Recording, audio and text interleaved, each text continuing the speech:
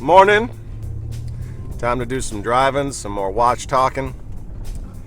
And I'm up out of the crib. Gotta go visit the fam. Gotta pick up some prints.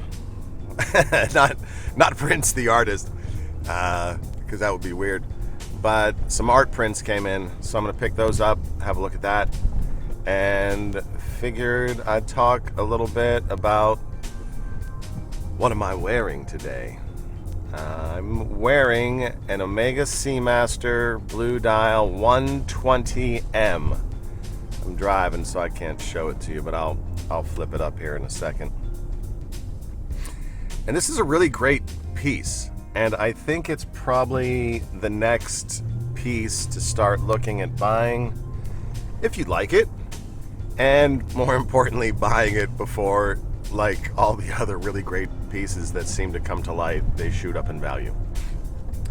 So the 120Ms were released in, I believe, the late 90s. I'll have to check the Omega Juggernaut book, which is awesome, by the way, if you can find one. It's pricey. I do believe investing in your watch library if you're wanting to collect and research watches. Yes, the internet is here. Yes, it is awesome, but you'd be surprised how much you can't find there easily. How much that is in these books for the period, late 90s to 2010. Basically anything after 2010 you're going to find on the internet, right? But that period is the dark period of watch reference numbers. And we'll take a look at that too, but I'm pretty sure it's late 90s. And a lot of the models, the cooler ones, were JDM, Japanese domestic market, which is what I'm wearing today. And there's a couple other ones I've owned. This is the blue dial. I also have the black dial. And I'd also own the Jacques Mayol edition, which is a pretty cool setup kit. And it's really cool if you like dolphins, because there's a dolphin motif in the dial.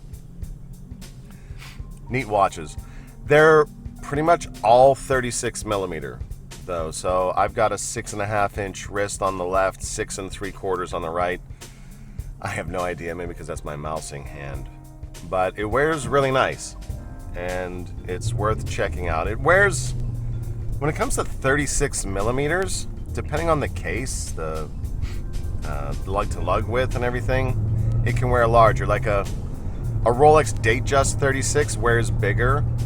This 36 wears like a 36. So you wear the watch that fits you, not necessarily based on a standard length, because lug to lug has more to do with wearing presence, speaking generally, than the diameter. But these are really cool and super thin, probably around 9-10 millimeters. I'll have to measure it for you. And I love it. And at 120 meters, if you pick one of these up, have your watch guy. You should all have a watch guy or a watch girl if there's one in your town, whoever's doing quality work at reasonable prices, good prices, fair prices.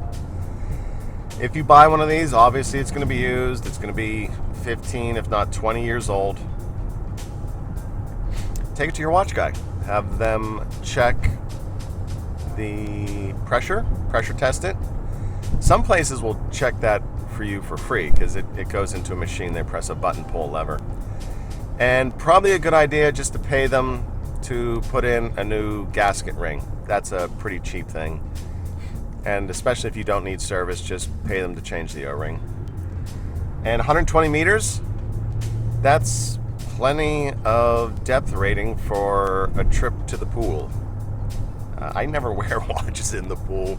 I'd wear a G-Shock in the pool, but even my other watches with 200, 300, 600, whatever rating they have, but then I don't have access to a pool most times of the year anyway.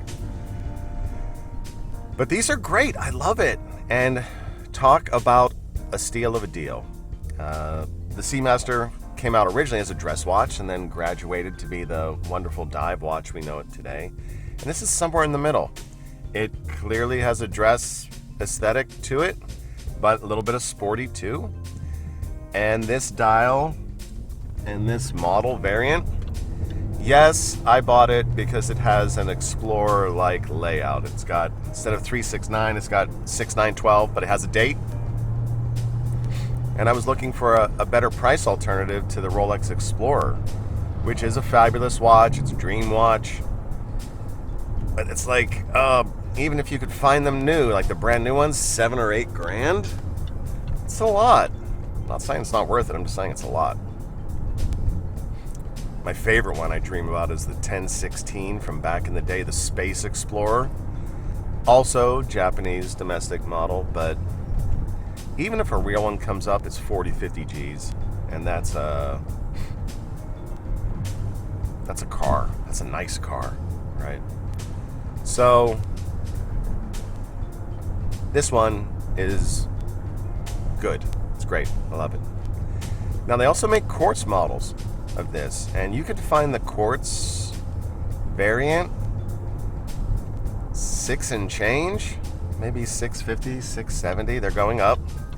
The automatics 950 is where I think I got the one, and this one cost more, but I think they're trending towards 13 now.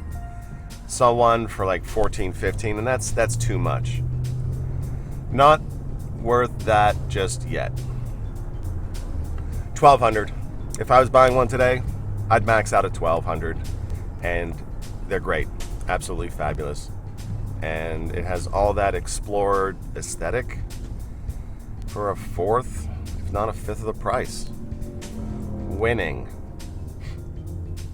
I need to do a video about the JDM because there's so many wonderful rare variants from multiple producers that only come out in Japan. And the nice thing about buying from Japan, from eBay, obviously you've got the protection from eBay, but the Japanese sellers have some nice product. And I think it is maybe a combination of the people there take better care of their stuff. Now we're speaking generally, right? So I have a couple sellers that I buy from over there, and I've been happy. Yeah, I've had to send a couple items back, but they handled it. The challenge is the way that eBay fees, sales taxes, and importation taxes have changed over the past year or two. Used to be you'd pay one and not the other, but if your purchase is over, I think it's over $1,200, you get hit with import fees. And most of the Japanese sellers I've dealt with have shipped via DHL, very reliable service. But you don't get your watch until you pay DHL the import fees, which, in the sub $2,000 watch range, $75, $100, $125, somewhere in there. It's all percentage. It's percentage based, so you can look that up. But be careful when you buy expensive watches from overseas for two reasons. One, figure on paying sales tax for your state plus import fees, taxes. And you want to be careful that the seller needs to declare the watch at its correct value. You don't want them declaring it as a gift. You don't want them undervaluing it, because that then compromises, first of all, the law, and you're too pretty for jail. But also it compromises the insurance component if something goes wrong. Bite the bullet, pay the tax man what he's due. Tax man's always going to get his. But just factor that into your decision making on the purchase and your budget. Anymore, if I'm looking at a piece that's higher than 2,500, 3Gs, I'm looking US domestic. That way you don't unnecessarily pay import tax, because you buy it in country. And so, yeah, the first time I got hit with DHL fees, I was a little off put. But if you're negotiating well, if you're getting good prices, if you're buying from a dealer you trust, and I'll get into that at some point, then you can end up with a really great piece, a rare piece, a fun piece. And the 120Ms, they are already on the rise. So when you go on eBay, type in Omega 120M, that should pull up the Gambit, sort through them, check them out. And if you want me to look at a listing with you, send me a message. I'm always happy to help someone find a watch. It's good times. I love helping people hunt watches. That's how, I've bought and sold watches, and a lot of the people I've sold to ended up friends and watch buddies. And it's nice to have a watch buddy because my family doesn't want to hear me talk about watches, and I need to talk about watches to somebody. I need to share this hobby of ours with someone, and I'm glad I could share it with you today. All right, I'm gonna get back to it. We'll catch you on the flip side. Have a good one.